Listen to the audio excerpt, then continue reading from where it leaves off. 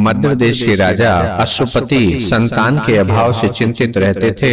उन्होंने 18 वर्षों तक कठोर तप किया और देवी सावित्री की स्तुति की। देवी ने प्रसन्न होकर राजा को एक तेजस्वी व गुणवान कन्या का वरदान दिया। कन्या का नाम देवी के नाम पर ही सावित्री रखा गया। सावित्री बचपन से ही अत्यंत रूपवती, धर्मनिष्ठ, सत्यप्रिय एवं प्रखर बुद्धि की थी। उसकी तेजस्विता को देखकर लोग कहते थे, यह कन्या सामान्य नहीं, इसमें दिव्य आभा है। जब सावित्री विवाह योग्य हुई तो स्वयंवर के लिए वह विभिन्न राज्यों का भ्रमण करने लगी। एक स्थान पर उसने वनवास में रह रहे द्योतन नामक राजा के पुत्र सत्यवान को देखा। सत्यवान अत्यंत सुंदर, साहसी, विनम्र और सत्यप्रिय था। सावित्री के हृदय ने उसी क्षण उसे पति के रूप में स्वीकार कर लिया। किंतु जब सावित्री ने वापस लौटकर यह बात अपने पिता और महर्षि नारद को बताई, तब महर्षि नारद ने कहा, बेटी सावित्री, सत्यवान जैसा गुणवान युवक धरती पर दुर्लभ है, परंतु उसकी उम्र केवल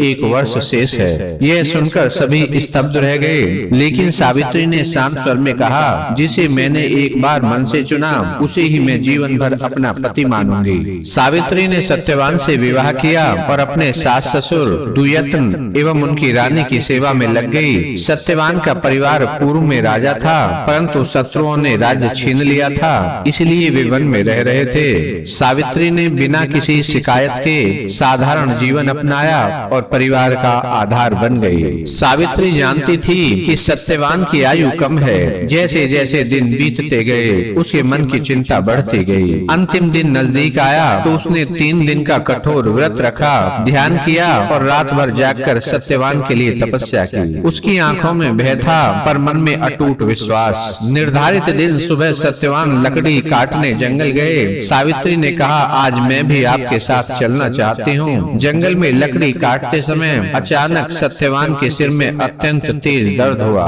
उसका शरीर कमजोर पड़ गया। सावित्री ने उसे अपनी गोद में ले लिया और माथा सहलाने लगी। कुछ ही क्षणों में सत्यवान का शरीर ढीला पड़ गया। उसकी आत्मा शरीर से निकलने लगी। तभी यमराज मृत्यु के देवता प्रकट हुए। उन्होंने सत्यवान की आत्मा को लेकर चलने के लिए अपना दंड बढ़ाया। सावित्री ने देखा और चुपचाप उनके पीछे चल दी। यमराज ने मुड़कर कहा, देवी सावित्री, मृतक के पीछे चलना उचित नहीं, लौट जाओ। सावित्री ने विनम्रता से कहा, जहाँ मेरे पति को ले जाया जा रहा है वही मेरा धर्म है और वही मेरा मार्ग है। यमराज आगे बढ़े पर सावित्री फिर पीछे पीछे चलने लगी। यमराज उसके ज्ञान, विनम्रता और तर्क से प्रभावित होने लगे। उन्होंने कहा, मैं तुम्हें सत्यवान के जीवन को छोड़कर कोई भी वरदान देता हूँ। सावित्री ने अत्यंत बुद्धिमानी से 3 वरदान मांगे। पहला वरदान, उसके अंधे ससुर दुयतन का राज्य वापस मिल जाए और वे पुनः स्वस्थ होकर राजा बने। दूसरा वरदान, उसके पिता अश्वपति के 100 पुत्र हों ताकि वंश बढ़े। यमराज ने दोनों वरदान देते हुए सोचा कि अब वह लौट जाएगी, पर सावित्री आगे चलने लगी। सावित्री ने कहा, तीसरे वरदान में मुझे सत्यवान से 100 पुत्र हों। यमराज आश्चर्यचकित रह गए। सत्यवान जीवित ही नहीं होगा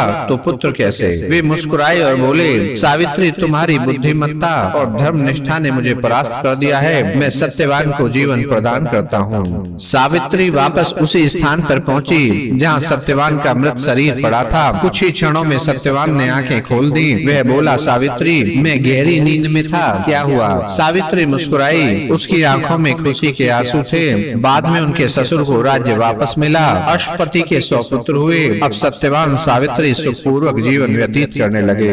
इस कहानी का शाश्वत संदेश यही है, धर्म, सत्य, निष्ठा और प्रेम मृत्यु को भी पराजित कर सकते हैं। सावित्री की शक्ति उसका धैर्य, संयम और बुद्धि थी। विपत्ति में भी शांत रहकर सही निर्णय लेना मनुष्य को देव तुल्य बनाता है। यह कथा बताती है कि संकल्प की शक्ति अपरिमित है।